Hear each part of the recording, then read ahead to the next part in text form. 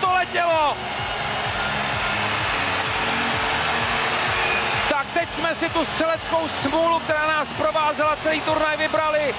Rachunkova střela prosvištěla do sítě.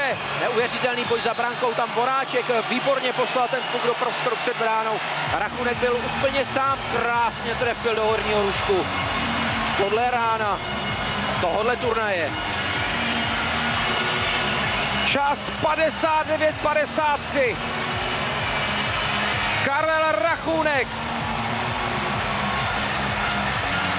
vyrovnává stav semifinále na 2:2.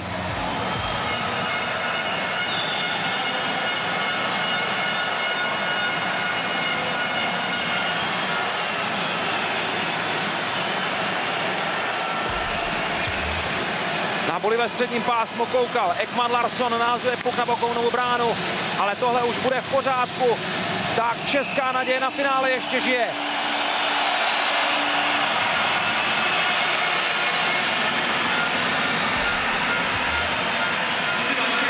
Je to opravdu záhada, kde se v tomhle týmu bere tolik vůle, tolik síly v době, kdy se nám už zdá, že síly prostě nejsou.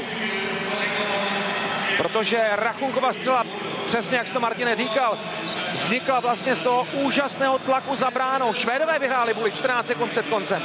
A přece se ještě český tým dostal do hry, vytvořil si šanci.